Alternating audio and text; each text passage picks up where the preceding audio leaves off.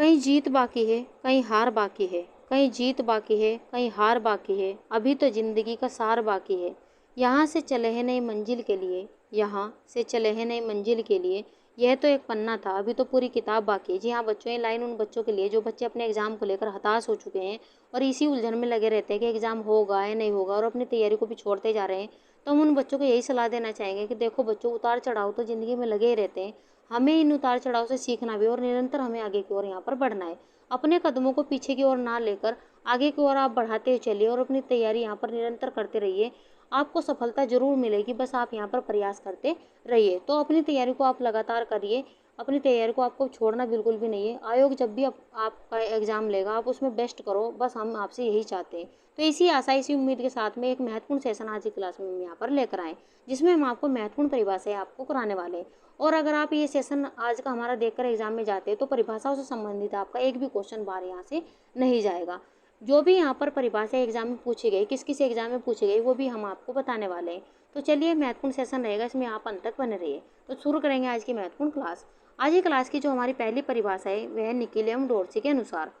इन्होंने कहा है कि गृह प्रबंध के अंतर्गत परिवार के साधनों का नियोजन, नियंत्रण तथा मूल्यांकन आता है, जिसके द्वारा पारिवारिक लक्ष्यों की प्राप्ति की जाती है। LT 2020 में इनकी परिभाषा से ये क्वेश्चन पूछा गया है। अगर हम यहाँ पर याद करने की बात करें तो नियोजन, नियंत्रण और मूल्यांकन की बात किसने कही है यहाँ पर, तो निकिल एवं डोर्सी ने कही है। और नी से यहाँ पर नियोजन, नी से निकिल एवं डोर्सी और नी से नियंत्रण, निकिल एवं डोर्सी, ऐसे भी आप यहाँ पर रिलेट कर याद कर सकते हो। नेक्स्ट इनकी परिभाषा यहाँ पर दी गई कि मूल्य मानवीय व्यवहार को प्रेरणा प्रदान करने वाले कारक है। तो मूल्य मानवीय व्यवहार को प्रेरणा प्रदान करते ये किसने कहा है, निकिल एवं डोर्सी ने। और ये यूपी PGT 2021 में इनकी परिभाषा पूछी गई है, यहाँ पे आप नोट करते हुए चलिएगा। और निकिल एवं डोर्सी और ग्रोस एवं क्रेंडल, ये इंपॉर्टेंट आप यहाँ पर लगाते चलेगा। इनसे एक ना एक क्वेश्चन आपको पूछा जाना है आपके एग्जाम में।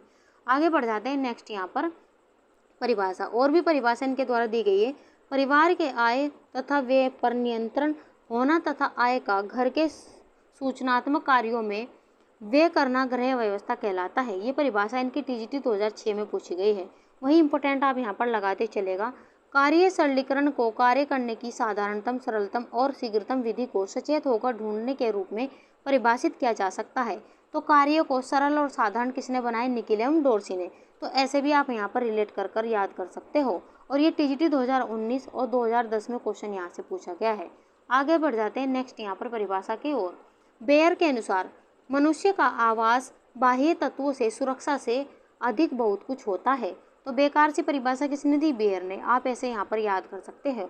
आप यहाँ पर देख सकते हैं ब वर्ड यहाँ पर इसमें भी आ रहा है और बाह्य तत्वों में भी आ रहा है। तो ऐसे भी आप यहाँ पर याद कर सकते हो। तो जैसे भी आपको सुविधा हो याद करने की, ऐसे आप यहाँ पर याद करिए।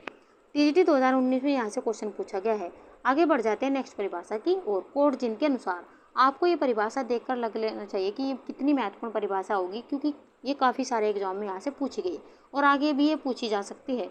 तो कोड जिन के अनुसार गृह व्यवस्था एक व्यवहारिक विज्ञान है। तो गृह व्यवस्था को एक व्यवहारिक विज्ञान किसने बताया, कोड जिन ने। और इनकी परिभाषा TGT उत्तराखंड 2014, यूपी TGT 2021 और UK SSSC 2020, GIC 2017, GIC प्रवक्ता एग्जाम 2014-15 और PGT 2009 में क्वेश्चन यहाँ से पूछा गया है। तो मोस्ट इंपोर्टेंट इनकी परिभाषाएं लगाते चलेगा। इनकी नेक्स्ट परिभाषा है व्यवस्था विषय में पारिवारिक लक्ष्यों की प्राप्ति हेतु पारिवारिक साधनों के उपयोग से संबंधित निर्णयों को सम्मिलित किया जाता है। GIC प्रवक्ता एग्जाम 2009 और 15 में इनकी ये परिभाषा भी पूछी गई है। तो इसे भी आप यहाँ पर देखते हुए चलिएगा। नेक्स्ट बढ़ जाते हैं अगली परिभाषा की ओर। लिचफील्ड के अनुसार इन्होंने होम मैनेजमेंट को साइकिल ऑफ एक्शन कहा है। ऐसे भी आपसे क्वेश्चन पूछा जा सकता है कि होम मैनेजमेंट को साइकिल ऑफ एक्शन किसने कहा है, तो लिचफील्ड ने कहा है। तो मोटा मोटी तौर पर आप इसे भी यहाँ पर देखते हैं चलेगा। आगे बढ़ जाते हैं नेक्स्ट परिभाषा की ओर। राजमल P देवदास के अनुसार गृह व्यवस्था एक बांध के समान है जिसके द्वारा संसाधनों को नियमित किया जाता है। PGT 2013 और 6 में इनकी परिभाषा से क्वेश्चन पूछा गया है। अगर हम याद करने की इसकी परिभाषा बताएं तो यहाँ पर गृह व्यवस्था को बांध के समान किसने बताया, यहाँ पर देवदास ने। तो यहाँ पर गृह व्यवस्था को बांध के समान किसने बताया, तो यहाँ पर राजमल P देवदास ने। तो ऐसे भी आप यहाँ पर याद कर सकते हो। आगे बढ़ जाते हैं नेक्स्ट परिभाषा की ओर। ग्रोस एवं क्रेंडल के अनुसार मैंने आपको यहाँ पर स्टार्टिंग में ही बताया कि यहाँ पर निकिल एवं डोर्सी और ग्रोस एवं क्रेंडल, इन्हें आप इम्पोर्टेंट लगाते चलेगा। इनसे एक क्वेश्चन आपका पूछा ही पूछा जाना है।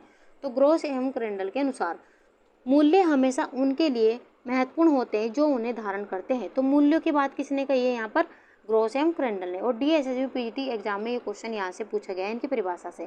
तो इनकी नेक्स्ट परिभाषा भी यहाँ पर दी गई। योजना में व्यक्तिगत उद्देश्य निर्णयों की श्रृंखला होती है जो एक दूसरे पर निर्भर होते हैं। तो यहाँ पर उद्देश्यों की बात किसने की है? ग्रोसम क्रेंडल ने। ये पीजीटी 2005 में इनकी परिभाषा पूछी गई है। आगे बढ़ जाते हैं नेक्स्ट परिभाषा की ओर। डी वुड्स थॉमस के अनुसार निर्णय करने में उन उद्देश्यों का अस्तित्व निहित है जिनके प्रति उसका प्रतिस्थापन किया गया है।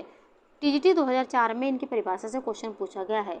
तो यहाँ पर आप देख सकते हैं यहाँ पर वुड्स और उद्देश्य ये सेम आपको वर्ड यहाँ पर दिख रहे हैं। तो यहाँ पर उद्देश्यों का अस्तित्व निहित है तो ये किसने बताया है? यहाँ पर वुड्स ने, वुड्स थॉमस ने। तो आप यहाँ पर ऐसे भी रिलेट कर याद कर सकते हो। आगे बढ़ जाते हैं नेक्स्ट परिभाषा की ओर। किन्स के अनुसार वर्तमान आय का वर्तमान उपभोग व्यय पर आधित्य को बचत कहा जाता है। टीजीटी 2004 में इनकी परिभाषा पूछी गई। तो वर्तमान आय का वर्तमान उपभोग किसने किया है? तो किन्स ने किया है। आप ऐसे यहाँ पर याद कर सकते हो। आगे बढ़ जाते हैं नेक्स्ट परिभाषा की ओर। वर्सेलन के अनुसार जनसंख्या शिक्षा जनसंख्या समस्या से संबंधित ज्ञान की प्रतिचेतना है। तो ये परिभाषा किसके द्वारा दी गई है? वर्सेलन के अनुसार। पीजीटी 2004 में इनकी परिभाषा से क्वेश्चन पूछा गया है। आगे बढ़ जाते हैं नेक्स्ट परिभाषा की ओर। हेनरी मैन के अनुसार जीविकोपार्जन के साधन और आभूषण आदि स्त्रीधन है। तो यहाँ पर ये किसके द्वारा दी गई परिभाषा? हेनरी मैन के अनुसार। तो स्त्री किससे जुड़ी हुई है? मैन से। तो आप यहाँ पर ऐसे भी रिलेट कर याद कर सकते हो। तो यहाँ पर आप देखिए यहाँ पर स्त्री, तो स्त्री धन किससे जुड़ा हुआ है? यहाँ पर मैन से। तो यहाँ पर ऐसे आप यहाँ पर याद करते चलिएगा। आगे बढ़ जाते हैं नेक्स्ट यहाँ पर परिभाषा की और। डॉक्टर जी के अग्रवाल के अनुसार परिवार नियोजन का कार्य करने का उद्देश्य मानव जीवन पर प्रतिबंध लगाना नहीं बल्कि उसको समृद्ध बनाना है। तो यहाँ पर परिवार नियोजन की बात किसने की है? डॉक्टर जी के अग्रवाल। आपको डॉक्टर जैसा नाम भी ये लग रहा होगा कि जैसे यहाँ पर कोई डॉक्टर हो। तो डॉक्टर जी के अग्रवाल के अनुसार ये परिभाषा दी गई है। यहाँ पर परिवार नियोजन की बात किसने कही है? डॉक्टर जी के अग्रवाल। पीजीटी 2003 में क्वेश्चन यहाँ से पूछा गया है। आगे बढ़ जाते हैं नेक्स्ट यहाँ पर परिभाषा की ओर। मैकाइवर तथा पेज के अनुसार संस्कृति हमारे सोचने तथा रहने के ढंगों से दैनिक क्रियाकलापों साहित्य धर्म तथा मनोरंजन आदि में हमारी प्रकृति की अभिव्यक्ति है। तो आप यहाँ पर देख सकते हैं जो हमारी यहाँ पर संस्कृति है उसमें क्रियाकलाप जो हमारे साहित्य धर्म और मनोरंजन सभी उसमें आते हैं। तो यहाँ पर संस्कृति की बात किसने कही? मैकाइवर तथा पेज ने। आप ऐसे भी यहाँ पर याद कर सकते हो। पीजीटी 2003 में ये क्वेश्चन यहाँ से पूछा गया है। आगे बढ़ जाते हैं नेक्स्ट परिभाषा की ओर। प्लेटो तथा अरस्तु के अनुसार शिक्षण की भाषा में कहा भी गया है कि भारतीय परिप्रेक्ष्य में देखा जाए तो परिवार न सिर्फ प्रथम पाठशाला बल्कि व्यक्ति के पूरे जीवन की सबसे सशक्त पाठशाला है। तो यहाँ पर पाठशाला की बात किसने की है? प्लेटो और अरस्तु ने। पीजीटी 2004 में क्वेश्चन यहाँ से पूछा गया है। तो आप यहाँ पर जैसे भी आपको अच्छा लगे आप ऐसे याद कर सकते हो। आगे बढ़ जाते हैं अगले क्वेश्चन यहाँ पर व्याख्या की ओर। यहाँ पर हमारी नेक्स्ट परिभाषा है दुर्खीम के अनुसार समाजशास्त्र सामूहिक प्रतिनिधानों का अध्ययन है। पीजीटी 2004 में यहाँ से क्वेश्चन पूछा गया है। तो समाज से दुखी कौन है? दुर्खीम। ऐसे आप यहाँ पर रिलेट कर याद कर सकते हो और महत्वपूर्ण परिभाषा आप यहाँ पर लगाते चलिएगा। आगे बढ़ जाते हैं नेक्स्ट परिभाषा की ओर। कन्फ्यूशियस के अनुसार मनुष्य सबसे पहले परिवार का सदस्य है और फिर राज्य का, इस प्रकार राज्य रूप पर आधारित होना चाहिए। तो यहाँ पर आप देख सकते हैं कि मनुष्य सबसे पहले परिवार का सदस्य था फिर राज्य का। तो इसमें कन्फ्यूज कौन है? कन्फ्यूशियस। आप ऐसे यहाँ पर रिलेट कर याद कर सकते हो। तो यहाँ पर ये परिभाषा 2004 में पूछी गई है। तो यहाँ पर ऐसे आप यहाँ पर याद करते चलिएगा। आगे बढ़ जाते हैं नेक्स्ट परिभाषा की ओर। फ्रेंड्स, अगर आज का सेशन आपको अच्छा लग रहा हो तो लाइक सब्सक्राइब तो आप करिएगा ही अपने अपने लेवल से। हम आपसे रिक्वेस्ट करते हैं कि सेशन को ज़्यादा से ज़्यादा आप शेयर कीजिए और भी बच्चों को, ताकि इसका फ़ायदा यहाँ पर हो सके। और जो बच्चे यहाँ पर क्लास में पहली बार आए हैं वे यहाँ पर लाइक सब्सक्राइब तो करेंगे ही और इसे बेल आइकन भी ज़रूर दबा लेंगे ताकि आपको आने वाली वीडियोज़ के भी नोटिफिकेशन समय से यहाँ पर मिल जाए। तो चलिए यहाँ से बढ़ जाते अगली परिभाषा की ओर। आर्गमन तथा निम्कोफ के अनुसार काम तृप्ति तथा पैतृक कार्य के विशिष्ट कार्य हैं। यानी कि यहाँ पर दिया गया है कि काम तृप्ति तथा पैतृक कार्य परिवार के विशिष्ट कार्य हैं। तो पीजीटी 2004 में यहाँ से ये क्वेश्चन पूछा गया है इनकी परिभाषा से। तो इन यहाँ पर परिवार के कार्य यहाँ पर बताए वो किसने बताए? आर्गमन तथा निम्कोफ ने। ये भी आप यहाँ पर ध्यान रखते चलिएगा। आगे बढ़ जाते हैं नेक्स्ट परिभाषा की ओर। मीड के अनुसार परिवार के प्रति निष्ठा एवं एकात्मकता का क्षीण हो जाना ही पारिवारिक विघटन है। तो विघटन की बात किसने कही? मीड ने। आप ऐसे यहाँ पर याद कर सकते हो। तो पीएचडी 2004 में इनकी परिभाषा से क्वेश्चन यहाँ से पूछा गया है।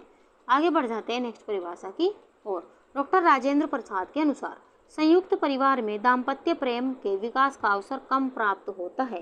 तो ये परिभाषा किसके द्वारा दी गई है? डॉक्टर राजेंद्र प्रसाद के अनुसार। और टीजीटी 2004 में यहाँ से क्वेश्चन पूछा गया है। आगे बढ़ जाते हैं नेक्स्ट परिभाषा की ओर। दहामा के अनुसार प्रसार शिक्षा ग्रामीण समाज को उपयोगी ज्ञान देने की विधि है। तो यहाँ पर प्रसार शिक्षा ग्रामीण समाज को उपयोगी ज्ञान देने की विधि है, किसने कहा है? दहामा ने। और यूपी पीजीटी 2021 में इनकी परिभाषा से क्वेश्चन यहाँ से पूछा गया है। इंपोर्टेंट आप यहाँ पर लगाते चलिएगा। आगे बढ़ जाते हैं नेक्स्ट परिभाषा की ओर। WHO के अनुसार मोस्ट इंपोर्टेंट आप यहाँ पर लगाते चलेगा। प्रसार कार्य स्थानीय स्थितियों के आधार पर विभिन्न देशों में भिन्न भिन्न तरीके से विकसित हुआ है। और ये इनकी परिभाषा से यहाँ पर यूजीसी नेट एग्जाम 2011 में क्वेश्चन यहाँ से पूछा गया है। तो भिन्न भिन्न देश किस में जुड़े हैं? WHO में। आप ऐसे यहाँ पर रिलेट कर याद कर सकते हो। आगे बढ़ जाते हैं नेक्स्ट परिभाषा की ओर। जेपी लिगन्स के अनुसार प्रसार शिक्षा निरंतर चलने वाली प्रक्रिया है। ये भी आप इंपोर्टेंट लगाते चलेगा। पीएचडी 2009 में क्वेश्चन यहाँ से पूछा गया। तो प्रसार शिक्षा को निरंतर चलने वाली प्रक्रिया किसने बताई? जेपी लिगन्स ने। आगे बढ़ जाते हैं नेक्स्ट यहाँ पर परिभाषा की ओर। डॉक्टर एस्मिंगर के अनुसार प्रसार शिक्षा स्कूल के बाहर दी जाने वाली एक व्यवस्था है जिसमें प्रौढ़ व युवा व्यक्ति करके सीखते हैं। तो यहाँ पर प्रौढ़ और युवा व्यक्ति को शिक्षित करने की बात किसने कही? एस्मिंगर ने। आप ऐसे याद कर सकते हो। वहीं नेक्स्ट परिभाषा भी दी गई है इनके द्वारा। तो प्रसार एक शिक्षा है जिसका उद्देश्य उन लोगों की सोच में, कार्यविधि में परिवर्तन लाना है जिसके साथ काम किया जाना हो। तो आप यहाँ पर देख सकते हैं प्रसार शिक्षा यहाँ पर भी दिया गया और प्रसार शिक्षा इनकी इस परिभाषा में दिया गया है। तो यहाँ पर प्रसार शिक्षा के बारे में किसने यहाँ पर बात की? तो एस्मिंगर ने की है। और इनकी परिभाषा से पीजीटी 2009 और 6 में यहाँ से क्वेश्चन पूछा गया है। आगे बढ़ जाते हैं नेक्स्ट परिभाषा की ओर। WH भट्ट के अनुसार ग्रामीण जीवन के विकास के लिए उपयोगी ज्ञान के फैलाव को हम प्रसार कहते हैं। तो ग्रामीण जीवन की बात किसने की? HW भट्ट ने यहाँ पर की है। तो आप ऐसे भी याद कर सकते हो। आगे बढ़ जाते हैं नेक्स्ट यहाँ पर परिभाषा के द्वारा। ब्रूकर के अनुसार संप्रेषण हर उस व्यक्ति को कहते हैं जो कि उस संदेश का अर्थ व्यक्त करती है जिसे एक व्यक्ति से दूसरे व्यक्ति तक पहुंचाया जाता है। LT 2020 में यहाँ से क्वेश्चन पूछा गया है। तो संप्रेषण को एक जगह से दूसरी जगह तक पहुंचाने की बात किसने कही है? ब्रूकर ने। आप ऐसे भी यहाँ पर याद कर सकते हो। आगे बढ़ जाते हैं नेक्स्ट परिभाषा की ओर। A रेड्डी के अनुसार प्रसार शिक्षा सामुदायिक विकास के लक्ष्यों की प्राप्ति का साधन है। तो लक्ष्यों की प्राप्ति किसने की? A रेड्डी ने। आप ऐसे यहाँ पर याद कर सकते हो। और आप अपने तरीके से भी फ्रेंड्स याद कर सकते हो। ऐसा ही नहीं है कि जैसे मैं आपको बता रही हूँ वैसे ही आप याद करें। जैसे भी आपको अच्छा लगे, जिस तरह से भी आप इन्हें याद कर सको, आप याद करते चलेगा। आप अगर ये सेशन आप अपने एग्जाम में देकर जाते हो तो यहाँ पर आपको परिभाषा से संबंधित एक भी क्वेश्चन इस सेशन से बाहर नहीं जाएगा, क्योंकि हम आपके लिए ढूंढ कर क्वेश्चन यहाँ पर लेकर आए और किन किन एग्जाम में पूछे गए वो हम आपके लिए यहाँ पर बड़ी मेहनत से लेकर आए। तो क्लास को ज़्यादा शेयर कीजिए और भी बच्चों को, ताकि और भी बच्चों को इसका यहाँ पर फ़ायदा हो सके। तो चलिए बढ़ जाते हैं यहाँ पर नेक्स्ट परिभाषा की ओर। रस्किन के अनुसार शिक्षा का अर्थ यह नहीं कि लोगों को वह बताया जाए जो वह नहीं जानते। शिक्षा का अर्थ उन्हें उस तरह व्यवहार करना सिखाना जिस तरह वे नहीं करते हैं। इंपॉर्टेंट ये परिभाषा आप लगाते हैं चलेगा। यहाँ पर टीजीटी 2019 में इनकी परिभाषा से क्वेश्चन ये पूछा गया है। आगे बढ़ जाते हैं नेक्स्ट परिभाषा की ओर। LT कलसे के अनुसार प्रसार शिक्षा अनौपचारिक शिक्षा है। GIC प्रयोक्ता एग्जाम 2009 और 15 में यहाँ से क्वेश्चन पूछा गया है। तो अनौपचारिक प्रसार शिक्षा को अनौपचारिक शिक्षा किसने बताया है? LD कलसे ने बताया है। तो ऐसे भी आप यहाँ पर याद कर सकते हो। आगे बढ़ जाते हैं नेक्स्ट परिभाषा की ओर। डांडेकर के अनुसार मूल्यांकन को एक क्रमबद्ध प्रक्रिया के रूप में परिभाषित किया जा सकता है जो हमें बताती है कि छात्रों ने किस सीमा तक किस शैक्षिक उद्देश्यों को प्राप्त किया है। तो ये परिभाषा किसके द्वारा दी गई? डांडेकर के अनुसार। LT 2020 में इनकी परिभाषा से क्वेश्चन यहाँ से पूछा भी गया है। इसे भी आप ध्यान से देखते हैं चलेगा। आगे बढ़ जाते हैं नेक्स्ट। क्रो के अनुसार बाल मनोविज्ञान वह वैज्ञानिक अध्ययन है जो व्यक्ति के विकास का अध्ययन गर्भकाल के प्रारंभ से किशोरावस्था के प्रारंभिक अवस्था तक करता है। तो यहाँ पर बालक के गर्भकाल से किशोरावस्था तक की बात किसने यहाँ पर की है? विकास की क्रो ने। ऐसे भी आप यहाँ पर याद कर सकते हो। टीजीटी 2010 और पीजीटी 2009 में क्वेश्चन यहाँ से पूछा गया है। आगे बढ़ जाते हैं नेक्स्ट। जेम्स ड्रेवर के अनुसार बाल मनोविज्ञान की वह शाखा है जिसमें जन्म से परिपक्वता तक विकसित हो रहे मानव का अध्ययन किया जाता है। ये भी आप यहाँ पर महत्वपूर्ण परिभाषा लगाते हैं चलेगा। तो ये परिभाषा दी गई जेम्स ड्रेवर के अनुसार और पीजीटी 2006 में यहाँ से क्वेश्चन पूछा गया है। आगे बढ़ जाते हैं नेक्स्ट परिभाषा की ओर। जॉन लॉक के अनुसार बालक का मन एक खाली स्लेट या टेबुला सा है। टीजीटी 2011 और यहाँ पर 2013 में क्वेश्चन पूछा गया है और इम्पोर्टेंट आप यहाँ पर लगाते हैं चलेगा। तो ये क्वेश्चन सीटेट में भी यहाँ पर खूब पूछा जाता है कि यहाँ पर बालक का मन खाली स्लेट सा किसने बताया है? तो जॉन लॉक के अनुसार बताया गया है। आगे बढ़ जाते हैं नेक्स्ट परिभाषा की ओर। E.R. हिलगार्ड के अनुसार अध्ययन की परिभाषा वह प्रक्रिया जिसके द्वारा एक गतिविधि की उत्पत्ति होती है या प्रशिक्षण के माध्यम से परिवर्तित होती है, क्योंकि परिवर्तन प्रशिक्षण पर आरोग्य नहीं है। DSSB पीजीटी 2018 में इनकी परिभाषा से क्वेश्चन पूछा गया है और ये महत्वपूर्ण परिभाषा दी गई E.R. हिलगार्ड के अनुसार। आगे बढ़ जाते हैं नेक्स्ट परिभाषा की ओर। हॉल लॉक के अनुसार इम्पोर्टेंट ये भी आप लगाते हैं चलिएगा। विकास का अर्थ है व्यवस्थित परिवर्तन जो परिपक्वता की प्राप्ति में सहायक हो। तो ये परिभाषा किसने दी है? यहाँ पर हॉल लॉक के अनुसार और पीजीटी 2004 में इनकी परिभाषा से क्वेश्चन पूछा गया है। वहीं नेक्स्ट परिभाषा भी इनके अनुसार दी गई है कि शिशु विकास यह अध्ययन का वह क्षेत्र है जो मानव वर्धन और विकास के सभी पहलुओं को समझने में समर्पित किया गया है। तो ये भी महत्वपूर्ण परिभाषा हॉल लॉक के अनुसार दी गई है जो DSSB पीजीटी एग्जाम में पूछी गई है।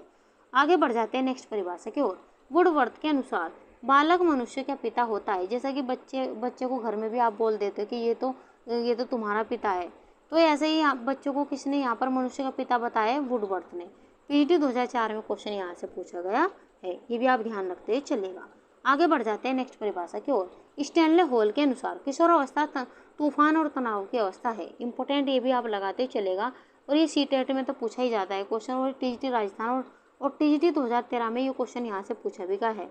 तो किशोरावस्था को तूफान और तनाव की अवस्था किसने बताया? स्टैनले हॉल ने। नेक्स्ट बढ़ जाते हैं अगली यहाँ पर परिभाषा के लिए। बिगे और हंट के अनुसार किशोरावस्था की समुचित विशेषता को प्रकट करने वाला एक शब्द है परिवर्तन। यह परिवर्तन शारीरिक, सामाजिक और मनोवैज्ञानिक होता है। तो यहाँ पर परिवर्तन है उसको यहाँ पर शारीरिक, मानसिक और मनोवैज्ञानिक यानी कि शारीरिक, सामाजिक और मनोवैज्ञानिक किसने बताया? बिगे और हंट ने।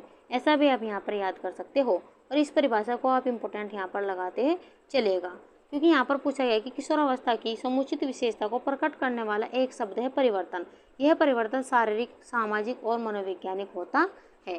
तो यहाँ पर इस पर किसने जोर दिया है? यहाँ पर बिगे और हंट ने। आगे बढ़ जाते हैं नेक्स्ट परिभाषा की ओर। स्वामी विवेकानंद के अनुसार अब भारत को भगवत गीता की आवश्यकता नहीं वरन फुटबॉल के मैदान की आवश्यकता है। ये भी परिभाषा इंपॉर्टेंट आप यहाँ पर लगाते चलेगा और ये किसने दी है? यहाँ पर स्वामी विवेकानंद के अनुसार और पीजीटी 2006 में यहाँ से क्वेश्चन भी पूछा गया है। आगे बढ़ जाते हैं नेक्स्ट परिभाषा की ओर। मैकाइवर के अनुसार व्यक्तित्व शब्द का वैज्ञानिक प्रयोग में किसी दिए गए व्यक्ति के किसी दिए हुए समय पर सामाजिकरण के उत्पाद को अभिदिष्ट करने में किया जाता है। यह व्यक्ति द्वारा सामाजिकरण के माध्यम से प्राप्त समग्र से संबंधित है। DSSB पीजीटी 2018 में क्वेश्चन यहाँ से पूछा गया है और इम्पोर्टेंट ये यहाँ से लगाते हैं चलेगा इनकी परिभाषा। तो ये परिभाषा दी गई है मैकाइवर के अनुसार। तो यहाँ पर फ्रेंड्स ये आज की हमारी क्लास थी। इसमें मैंने आपको 40 से अधिक मैंने आपको यहाँ पर परिभाषा ही करा दी और लगभग ये आपको हमने 19 या 20 मिनट तक ये हमने आपको लगभग ये आपको परिभाषा यहाँ पर कराई। इसमें आपका यहाँ पर समय की तो बचत आपकी यहाँ पर हुई है और जितनी भी परिभाषाएं एग्जाम में पूछी गई वे सभी आज की इस वीडियो में मैं आपके लिए लेकर आई थी। अगर आप ये वीडियो एग्जाम में देख कर जाते तो जो परिभाषाओं से संबंधित आपके क्वेश्चन है वो एक भी इससे बाहर नहीं जाएगा। तो इस वीडियो में आप इसे ज़्यादा से ज़्यादा शेयर कीजिए और भी बच्चों को ताकि और भी बच्चों को इसका यहाँ पर फ़ायदा हो सके। तो चलिए बेहतरीन क्वेश्चनों के साथ में मिलते हैं नेक्स्ट क्लास में। तब तक के लिए आप खुश रहिए, अपने माता पिता का सम्मान कीजिए। क्लास देखने के लिए धन्यवाद।